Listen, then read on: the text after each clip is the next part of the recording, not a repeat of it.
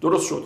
پس در مورد این مهاربنده آیین‌نامه استاندارد 2800 به تو کنترلش رو داده بود، کنترل می‌کردی، جواب میداد اوکی، میگفتی درسته، میرفتی مرحله بعد.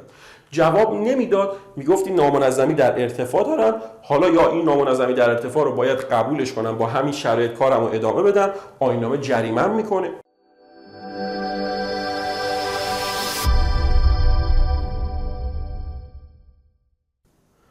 قبل که درصد دیوار نسبی رو بگم یه نکته، این دو تا نکته رو بخونیم بعد درصدش رو بگم. دیوارهای سازه‌ای طبقات باید در امتداد قائم پیوسته بوده و تا روی پی ادامه داشته باشن. خیلی مشخصه، قبلا هم در مورد این من فکر کنم صحبت کردم. داستان چی بود؟ داستان اینه اگر تو داری یک ساختمونی داری که اینطوری هست، مثلا اینجا زمینه، فونداسیون، هرچی، خب، و این ساختمون تو اینجوریه،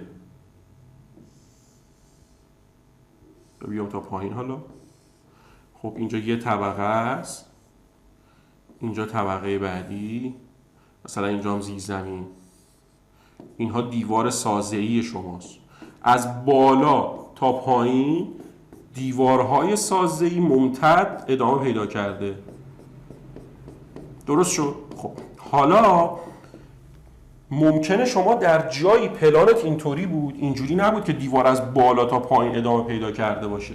یه جایی بودی که دیوارت اینجوری بود، پلانت اینجوری بود، مثلا این ور ادامه داشت، این فونداسیون اینجوری، این دیوار این سمت کامل ادامه داشت، بعد یه دیواری داشتی اینجا اینطوری، بعد اینجا مثلا یک سقفی داشتی، دیوار بعدی که اینجا بود.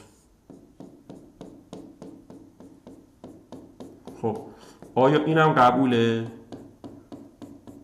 آیین‌نامه اینو به شما اجازه نمیده، میگه این دیوار سازه‌ای نمیتونی تلقی بکنی، این رو، این دیوار سازه‌ای نیست چون زیرش خالی، امتداد نداره. توی استاندارد 2800 یک نامنظمی داشتیم، قطع سیستم باربر جانبی، که مثلا میگفتیم مهاربندها، مثلا اگر یه قابی داری اینجوری، اینجا مهاربند بود، اینجا مهاربند بود، یه دفعه میومدی مهاربندتو میآوردی اینجا، به این میگفت قطع سیستم باربر جانبی، براش محدودیت گذاشته بود. یادته که آقا این دهانه که مهاربند نداره جابجا کردی، چقدر جابجا کردی؟ این مقدار جابجاییش رو محدودیتی براش گذاشته بود، شما کنترل می‌کردی.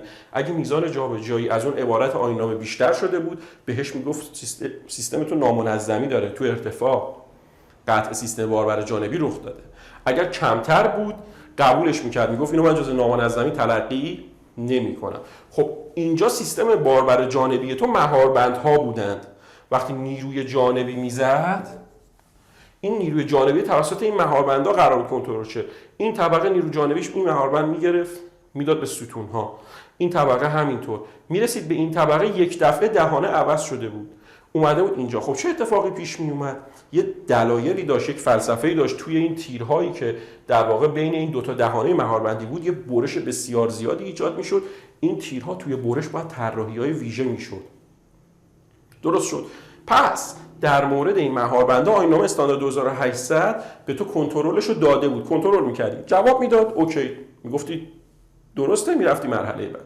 جواب نمیداد، میگفتی نامنظمی در ارتفاع دارم، حالا یا این نامنظمی در ارتفاع رو باید قبولش کنم، با همین شرایط کارم رو ادامه بدم، آیین‌نامه جریمه‌ام میکنه، جرایمش رو پرداخت میکنم، یا نه اصلاح میکنم این رو و از اون نامنظمی فرار میکنم.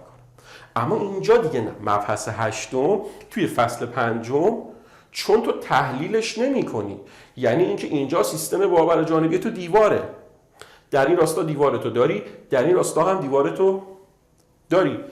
اینجا که سیستم باربر جانبی تو قطع شده در ارتفاع و جاشو عوض کردی، تو دیگه تحلیل نمی کنی که آقا چقدر دیوار من جابجا شد، این دیواره رو من چقدر جابجا کردم، آیا قبول نیست؟ اگر قبول نیست، سازه من نامنظمی داره، خب الان جرایمش چی میشه؟ اینها رو دیگه تو مبحث هشتم در موردش صحبت نکرده، به تو نگفته، کلا گفته تو مجاز نیستی اصلا این چنین کاری بکنی. قطع سیستم باربر جانبی در ارتفاع برای تو غیر مجاز است. این تو مبحث هشتم. درست شد؟ خب پس اینجا که داره به تو این بندو میگه، منظورش این هست.